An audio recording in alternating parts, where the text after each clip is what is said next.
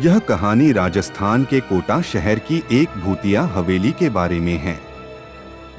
यह हवेली राजा महाराजा के समय में बनाई हुई थी, लेकिन पिछले 18 सालों से इस हवेली में आज तक कोई भी रहने के लिए नहीं आया है।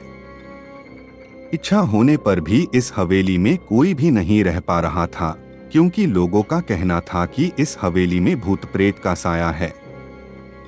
जब अजीत सिंह को इस हवेली के बारे में पता चला तो उसने तय किया कि वो इस रहस्य को जानकर ही रहेगा, क्यों लोग इस हवेली में नहीं रह पा रहे हैं। उसने मजबूत इच्छा शक्ति से हवेली में रहने की पूरी तैयारी कर ली। जब उसने हवेली के अंदर जाने के लिए पैर आगे बढ़ाए तो दरवाजे पे किसी अनजान व्यक्ति ने उसे रोक लिया और नजदीक जाके बोले, कौन हो आप और किधर जा रहे हो? अजित सिंह ने जवाब देने के बजाय उसने सामने सवाल किया, जी आप कौन? मेरा नाम अर्जुन सिंह है और मैं यही पास में ही रहता हूँ। अजित सिंह ने कहा, ओह अच्छा, मैंने सुना है कि यह एक भूतिया हवेली है और यहाँ कोई नहीं आ पाता है, इसलिए मैं इस हवेली में एक दिन रुकने का फैसला किया है। अर्जुन सिंह ने कहा, जी हाँ, आपने सही सुना है और आप भी अंदर मत जाइए, मेरी माने तो आप भी वापस लौट जाइए, यहाँ बहुत खतरा है। यह सुनकर अजीत सिंह खुश हो गया, जैसे उन्हें कोई लॉटरी लग गई हो। अर्जुन ने उसकी खुशी को देखकर बोला, आप क्यों खुश हो रहे हो? आपको तो भूत का नाम सुनकर डर लगना चाहिए। शायद आपको पता नहीं होगा कि मैं भूत प्रेत में काफी दिलचस्पी रखता हूँ। अगर इस हवेली में भूत है तो मैं अंदर जरूर जाऊंगा और सारी सच्चाई का पता भी लगाऊंगा। इतना कहकर अजीत सिंह उस हवेली में चले गए। अंदर जाके अजित ने अपनी बैग को साइड में रखा और हवेली के चारों ओर देखने लगा। सारे रूम भी चेक कर लिए। बाद में ड्राइंग रूम में आके सोफे पर बैठ गया। उसने वहां बैठकर दारू के 2-4 पेग भी पिए। वहीं अचानक उस रूम में लाइट का एक बल्ब चालू बंद होने लगी, लेकिन अजीत ने उस पर ध्यान नहीं दिया। थोड़ी देर बाद दूसरा बल्ब चालू बंद होने लगा, फिर तो हवेली की सारे लाइट चालू बंद होने लगी।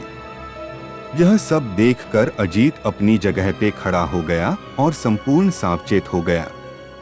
अचानक उसके सामने एक छोटा टेबल हवा में उड़ने लगा, करीबन 6 फुट हवा में ऊपर जाके गोल गोल घूमने लगा और बाद में अजीत की और तेजी से आने लगा।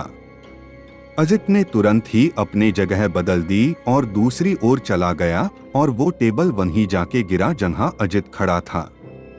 अजीत कुछ समझ पाता उतने में सोफे की शीट उसकी ओर आने लगी।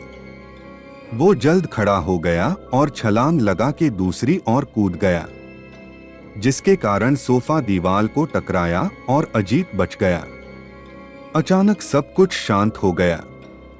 अजित ने चारों ओर सतर्कता से देखा और बड़ी आवाज में बोला, तुम जो भी हो सामने आकर के बात करो। वहीं एक बड़ी परछाई उसके सामने आई।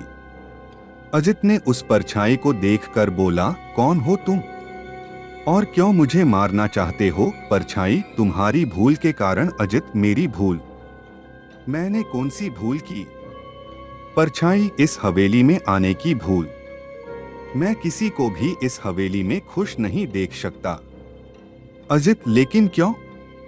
वो परछाई ने जवाब दिया, आज से 18 साल पहले इस हवेली के मालिक ने मुझे यहीं पे ही मार डाला था। मेरी कोई गलती भी नहीं थी।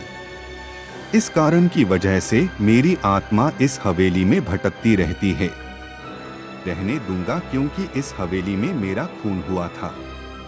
इस हवेली में जो भी रहने के लिए आएगा उसकी मौत होगी। अजित ने कहा, मैं तुम्हें अपने असली रूप में देखना चाहता हूँ। तुम्हें मारने से पहले मैं तेरी यह इच्छा अवश्य पूरी करूंगा। और उस परछाई ने एक भयानक दरमियाना रूप ले लिया। उसका चेहरा इतना भयानक था कि अजीत भी एक क्षण के लिए डर गया था, लेकिन दूसरी ही क्षण में उसने अपने आप पर काबू पा लिया। बाद में इसने अपनी जेब में से सफेद पाउडर निकाला और उस भूत के पर फेंक दिया। भूत के पर पाउडर पड़ते ही वो जलने लग गया। बड़ी बड़ी ज्वाला उठने लगी। वो बहुत जोर जोर से चिल्लाने लगा और बाद में पूरी तरह से जल गया। उसके बाद अजीत ने चैन से सांस लिया और वहीं पर सो गया।